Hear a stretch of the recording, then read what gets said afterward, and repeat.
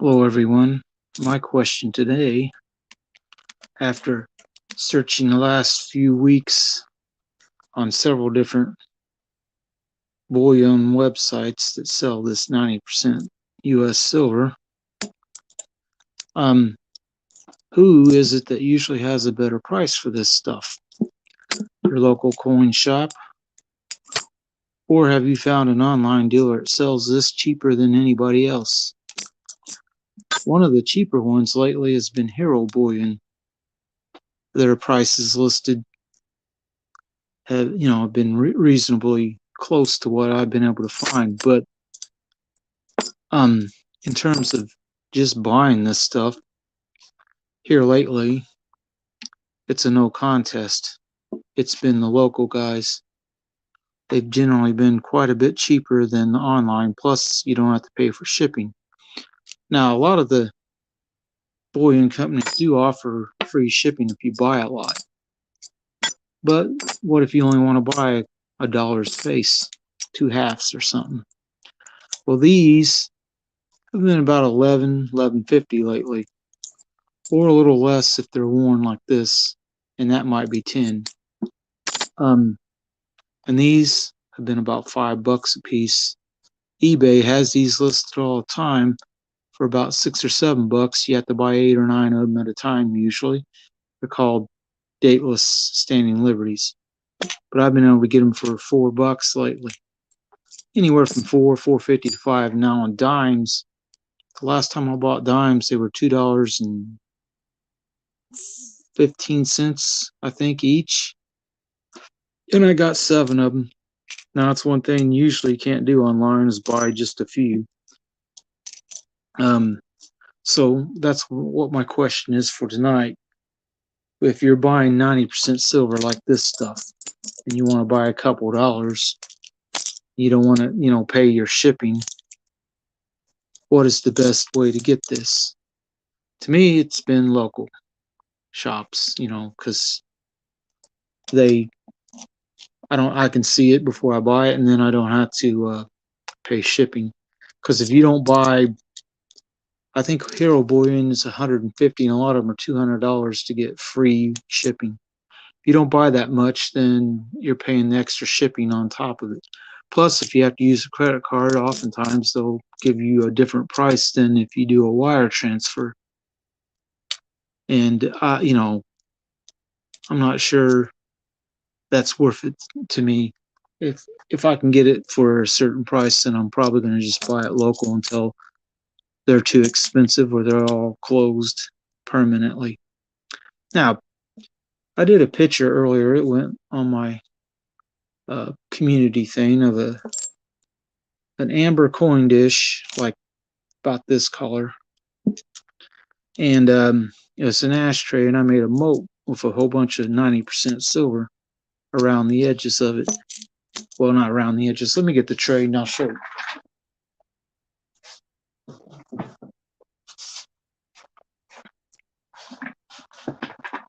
If you hadn't seen the picture, I laid a bunch of silver around this center piece that's raised and made a picture of it, and a bunch of people liked it and some comments were made. But when I went to dump the coins out, a dime fell off and hit my toe of my shoe, and I looked around and didn't see it nowhere.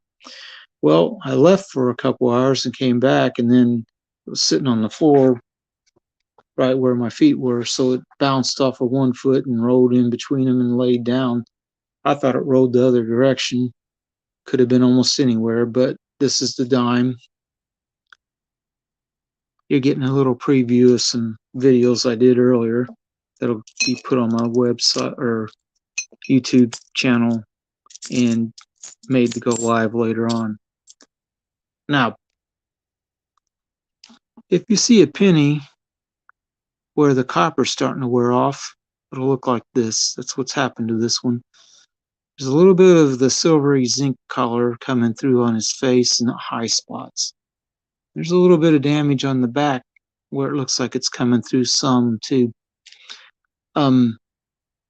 That's one drawback of having copper-clad pennies like this that are zinc on the inside. they wear out a little, and then the zinc starts showing, and they don't look too good after that. Now, sometimes when you're digging through your change, you might see something like this. Nothing special. This is a New Mexico quarter, right? This other one is also a New Mexico quarter, but when you look at it, the surface looks like it's been antiqued or something. It's dull and made to look a lot older than it is.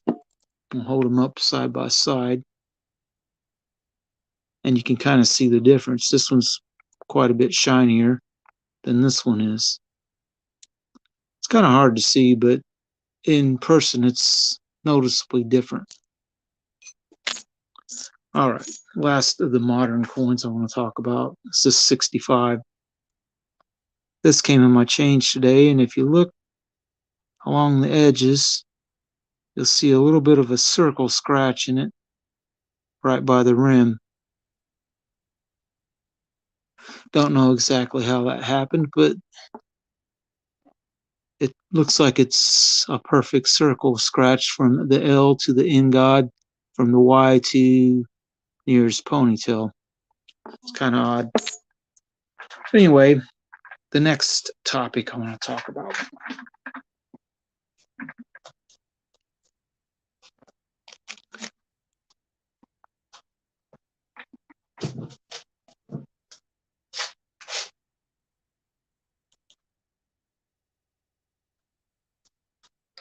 If you're buying coins in these card mounts, you start getting a whole bunch of them. Pretty soon you're going to want to sort them and put them in some way that you can kind of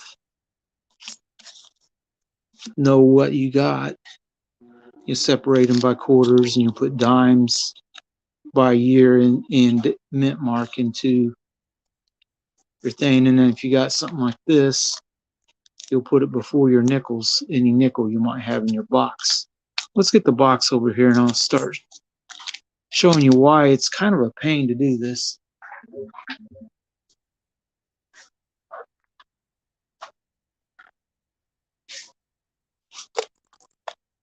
Especially if you got a lot of coins.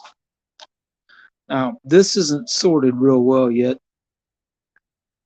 There's a lot of coins in here. I got enough coins in that pile to probably fill this side. Now, we'll pull some of these out. All these, there's an unstruck penny planchette. Some Indian head pennies. I think they're in here by, I got two 1907s. No real reason to have two different ones. That's what not cataloging your stuff can do to you sometimes. You end up with a lot of doubles, triples, or more. And usually what people will do if they get doubles is they'll pick the one they like better and keep it. And then you trade the other one for a different year. But these are generally all listed in order from the 20s on the wheats after you get out of the Indian pennies into the 30s, and then some of these 50s in the back are like uncirculated. So no problems there. So the next thing in this, oh, wait a second.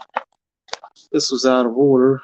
I pulled up the next one's a buffalo nickel, and then it went to this, which is an Indian head. 1883, so it's the oldest coin in here right now. I'm going to put the 3-cent nickel right here. It's an 1867. If you watched my videos, you probably saw it. It's going to go in front of the buffalo. All right. We jump from there into some quarters, and then we jump from quarters to dimes. So it's not been ordered very well. 1930, standing liberty, and then it goes to barbers, and they're not in order. or not very well. Another standing, then 1893. So we'll kind of move these around till you have 1893 first, 1903 O Barber, 04 Barber, 08 Barber, and then 2 standing liveries. They'll have to go back into the box and put them on this side for now. And I'll show you what I mean on that side because I got dimes here. I don't know how many dimes are in here. There's a modern proof. So I just haphazardly threw these in here because you see what we're getting here. These go all over the place. Modern proof. Another Indian head, one that's in 1888. So we'll mark the 1883 or 1888, that is, behind the 1883 I just found. I've only done about 15 coins, and I've already got a mess because the next coins in this are Barber halves. So this is not ordered very well at all. We're back to some more dimes. Bear with me, this is going to take a while. And if you buy a lot of coins, this is what your future is going to be when you're trying to figure out how to order these. See, 43, and then it's 16S and a 16. No real rhyme and reason. Or at least it doesn't look like it. We'll put the 44 here. The British coin probably shouldn't be in this US one. Okay, this Barber dime's older than them. It's an 1899. Modern proof coin. 2000S. These modern proofs are nice looking, but it should go back in the pennies. There. Okay, a war nickel. Well, I have the Buffalo nickel in here, so this stays where it is. All right, pull out a few more of these. Another Indian head, 1906. More Mercuries, and not necessarily in order. Put them here with these other dimes I've kind of ordered. And you start sorting these and putting them in the proper spots for the years. It's a little bit tedious. I usually put my Philadelphia in front of the D and S mint ones, but that's up to you to decide how you want to do it. And these both say they're AU Mercuries, both the same year. One was $4 and has a little bit better appearance than this one. So we'll put them back in this. I'm going to put the dimes here to sort them in the halves and the quarters like this. Next coin in there is the 1903 Barber O, which is a little, and then the 1912 and a 12S, 1913. Whoops. So these are kind of in some kind of order. So we look in the dime stack I got here, and there's only one other Barber. It's 1899, which is older than them, so it stays in the front. Now we pull down here and we see 41, 41S. Those work into the dimes here. Nice thing about one of these large boxes like this is there's a lot of sorting room. All right, the next group of nicks or dimes are all seem to be in some kind of order. Some of them are nice, like this 43D says uncirculated. That says choice extra fine 44, another 44, 44S. So, and then the last coin on this is a 46S, and it says tone 225. So there's a lot of dimes. I'm tired of messing with them right now, so we'll just put them all in here and separate dimes. Another tone 56, 59D, and we're back to more Barber coins, quarters. and they look like they're slightly in order. So we'll pull all them out until we get to the Standing Liberty. 1895, kind of nice. 1897, 1900, 1900, 07, 07, 08, and 08 O's. So I'll kind of line all these up with the other quarters. We'll just start separating them by types.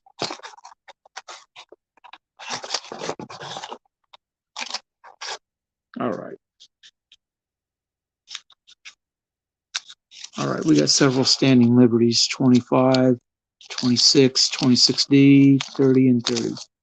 We'll put them behind the barber quarters. Keep working.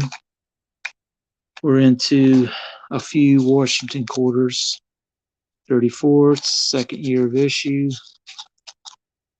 57, 57 proof. 57 proof's quite a bit shinier than the 57, although it's very shiny. 61 in mint wrap, and then a 64. We'll put these quarters behind the other quarters, because now we're back into more half dollars, and quite a few of them actually, into some 40% ones. All right. 1903, 06, 18S, 37. Well, the 1919 Philadelphia can go right there. We'll grab up these other two half dollars here and see that one is an 1896 Then the next one is a 1909 Philadelphia and 1909 Old Orleans Mint. So we'll put those two in. Like I said, I usually put the Phillies in front of the other mints until them are kind of ordered.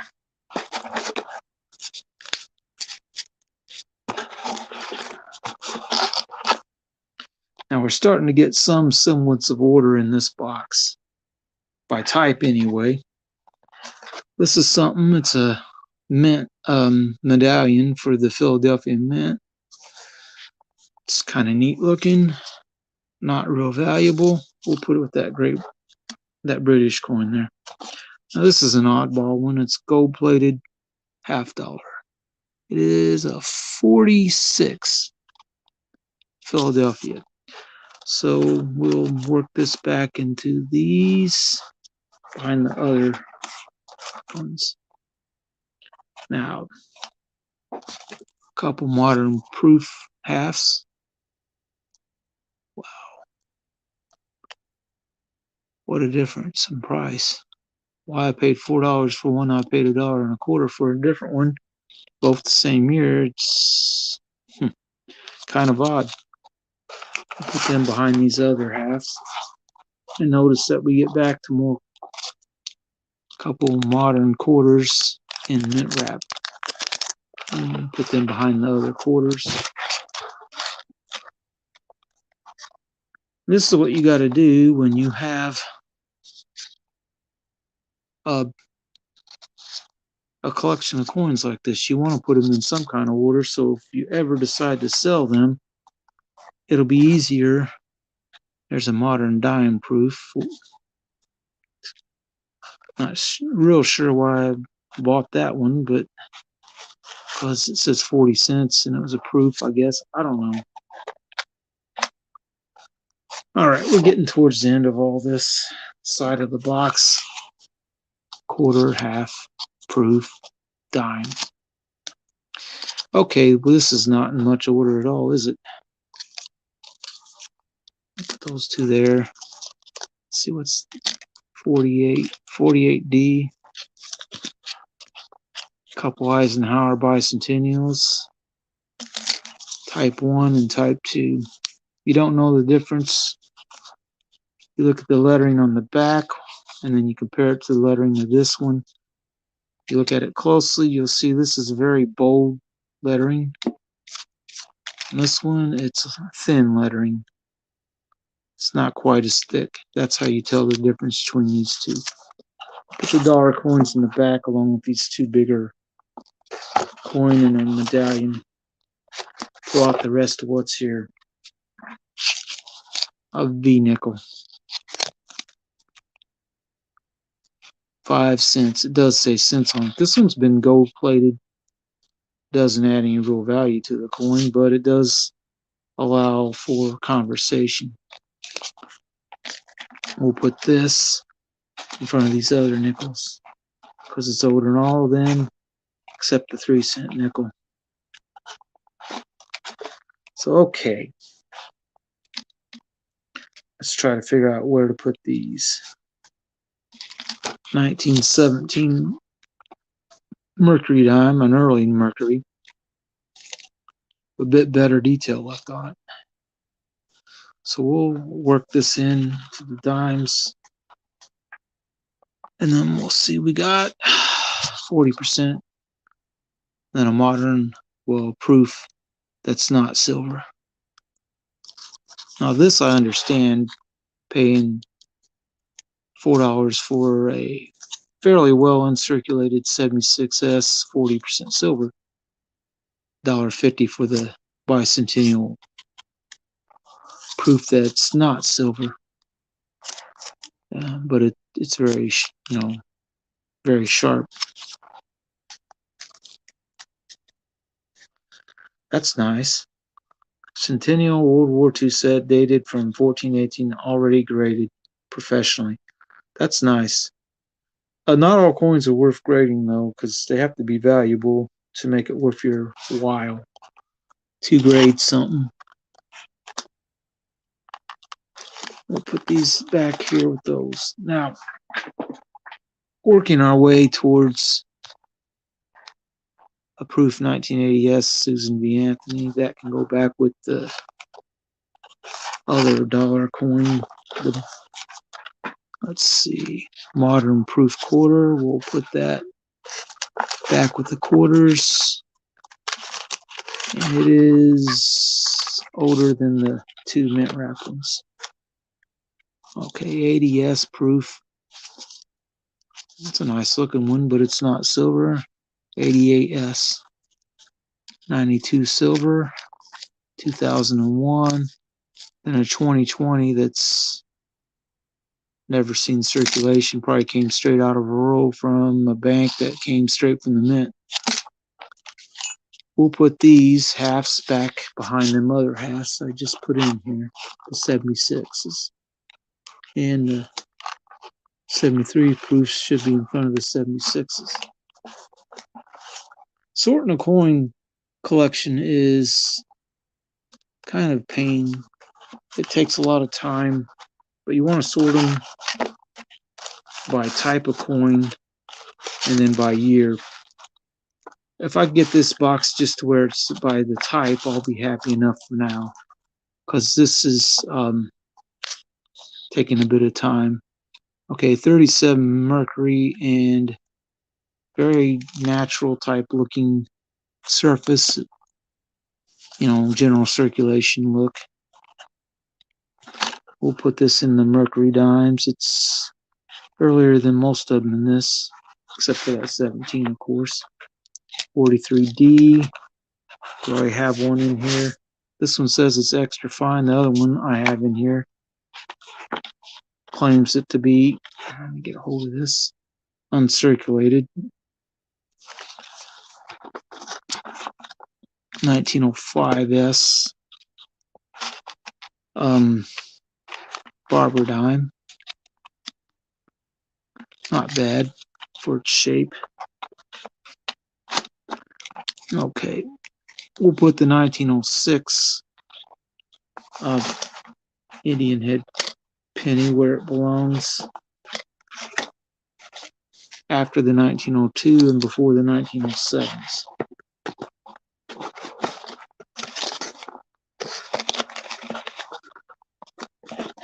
So kind of got the pennies part sorted pretty well. A 34 quarter. Go back to the quarters. Quite a few Standing Liberty and Barber quarters in this.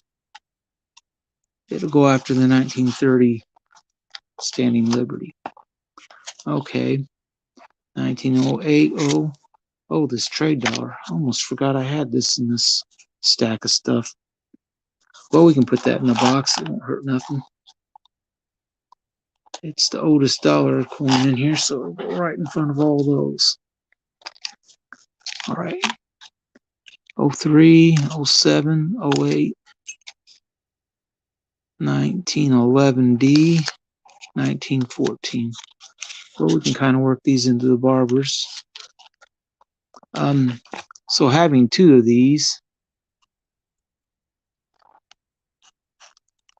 to my eye, this one is priced lower, at least in the front. Sort of looks better in one way than this one. The back's a lot worse on the 650 one.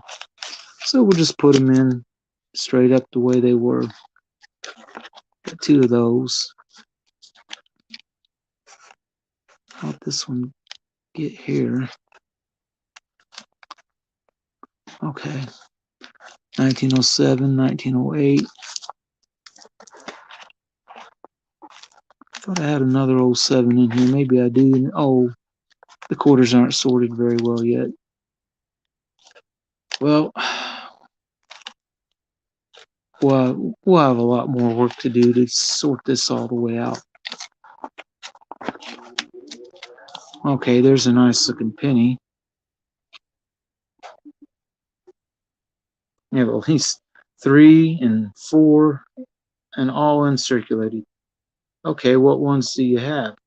I mean, because I missed your comments. So you got 4 of the coins that you've seen uncirculated. If they're uncirculated, they're nicer than what I have. A lot of, because while this penny's kind of uncirculated looking, it does have a scratch on the face, in the beard. So we'll put that back in the pennies where it goes. Looks better than the other. I have another 37 in here. All right.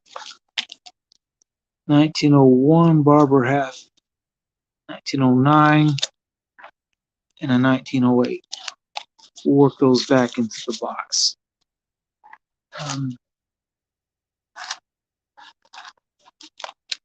1901-0, 1908-0.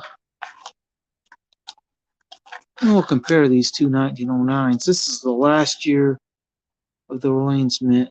This one's worn in such a way it looks like it's been slightly cleaned. This one's just worn. This might have been slightly polished. It does have the appearance of being cleaned. Whereas this one looks a little more natural. Maybe a little bit better, even though this one was 15 and this one was 12. Hard to tell why. There is a little bit more detail left on that one. Maybe that's what they're going by. But these represent the last year that Orleans Mint struck any coins. They're a museum now. No longer make coins. So we'll kind of grab these two. Pull that forward. And then work these 1909 O's back into the box. So now we'll just start moving the dimes and all the quarters and halves back into this and see if it fills the whole slot. I think it's going to be, well, the whole side. I think it's going to be pretty close full.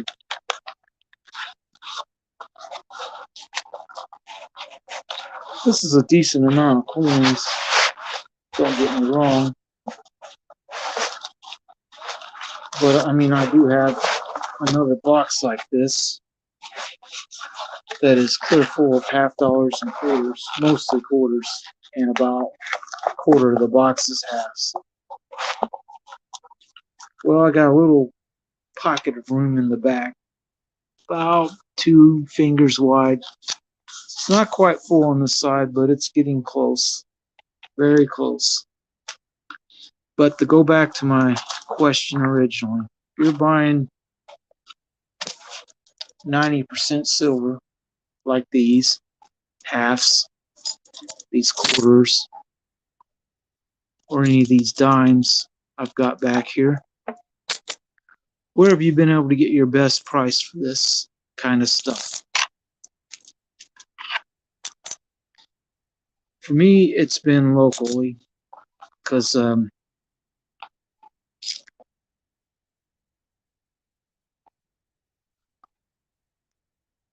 where's that one? Oh, there it is. Well, you know what? I think, oh yeah, I've mixed in these modern coins with that. Oops, don't want to do that. But anyway, that's the question. Online or local? For me, it's been local. I mean, because you can't buy $half for under about $12.50 a piece online right now. One of the cheapest places. Now, they're probably not going to be Walkers. You'll probably be getting Benjamins or 64 Kennedys at that price. You know.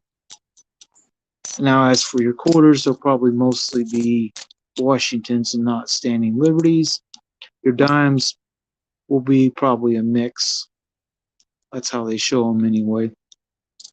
But that's my question. And then there's 2 more I forgot to put in the box. Oh well, stands to reason. This is a 64D. Says uncirculated. It looks pretty nice. So we'll put the 64D in where the 64D goes. And then put the 48D in there too. It's got a ways to go to fill it, not one side, and then I've got a whole nother line to fill, so it's going to be some work. But yeah, if you're going to sort your coin collection, you always go by type of coin and year, because that's how all the guides usually show them. I mean, they'll show you pennies all the way through all the different designs of pennies, and they'll show you the 3-cent coins, silver, and then the 3-cent nickels, the nickels, dime, half dimes, quarters. Well, the 20-cent coin will be in there somewhere too, but it's usually by denomination.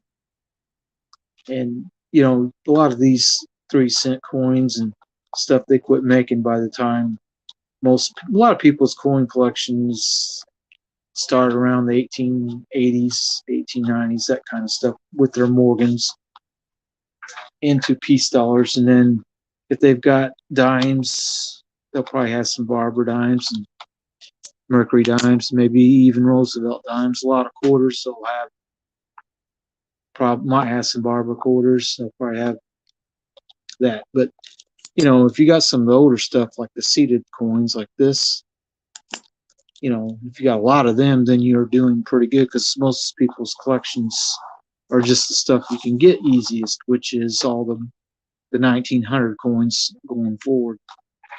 Anyway, let's move this box.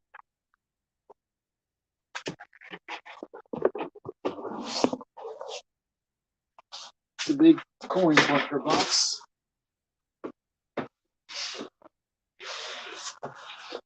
And just to prove and show anybody that might be watching, this is another box. Same kind of box, same size. But this one, I'll put it up here backwards. We'll turn the box and show you side by side, double wide 14-inch dealer type box. In fact, this is bigger than most dealers usually have these in. Most of them, if they have a double wide, it's about the 10-inch size one. But these start with, there's a barber coin there, quarter. It's a 19020 that has pretty decent detail left on it. There's the old mint there. And then Denver, and then we got a bunch of standing liberties, 30, 30s. Then we get into the Washington quarters, which goes all the way back into this spot near 63 up to 64s. Then you got some modern ones. I'll set this back down. And let's find where the half dollars begin in this box. And pull the first one up. All right. This will show you. This is all quarters all the way back to the back on this side. And all quarters here up until bingo. And then after that, you've got quite a few half dollars in this box. Starting with the 1907 S mint barber, which is probably good, very good. They wrote very good on the card. It's got full rim, it looks like, pretty much all the way around. So I might be in agreement with that. I'll put that back in here. It is the only barber coin in this particular box, half dollar. Then we got in some early walking liberty ones, like 17D. First year was 1916. I got a few walkers up into, quite a few actually, up until 45. And then I've got a few Benjamins in here, but not a lot. That's not too bad looking. 1951, bought probably this summer or last summer. I don't remember when. 950. Probably be 1050 today, maybe 11, because halves are a little higher than they used to be. And the premiums on these kind of coins is way up, gone up quite a bit. So that's that box.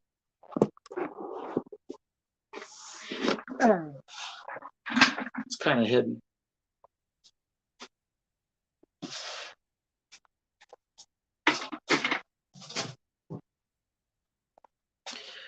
Now, we'll close out the video tonight by making a silver moat in this coin dish and showing.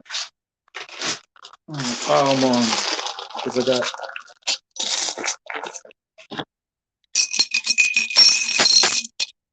quite a few halves and dimes and quarters in this bag.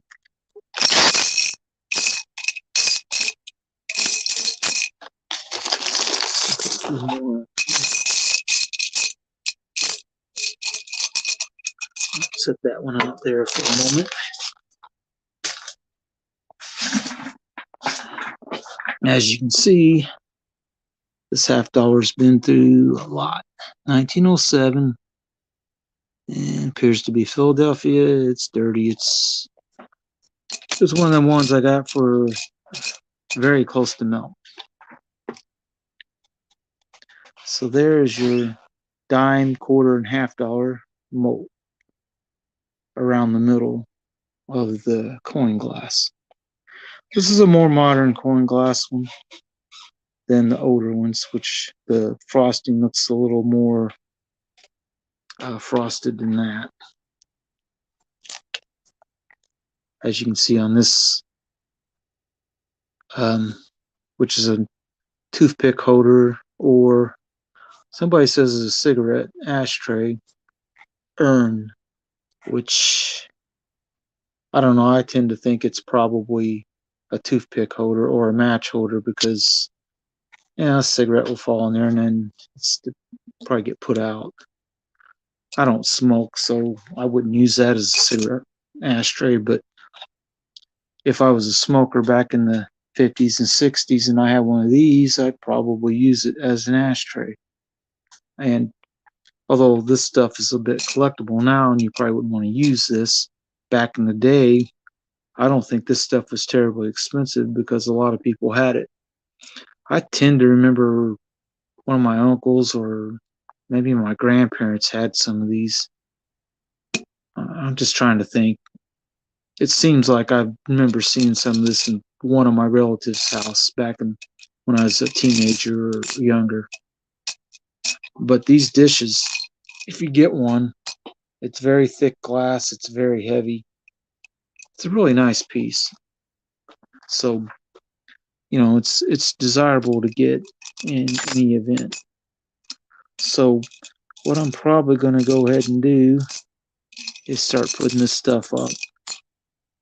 But I am going to leave you with this little note. This year, all year long, these 64 Kennedys here locally have been hard to find. I mean, I've been on a little challenge where I'm buying 40% or 90% halves, dimes, quarters to fill and even dollar coins, which is what these are, to put in. We'll show the treasure chest. That treasure chest, which is about 4x4, maybe a little over 2 inches deep, holds quite a bit of 90% silver. I mean, it holds all these, all those, all the coins you saw in this ashtray, plus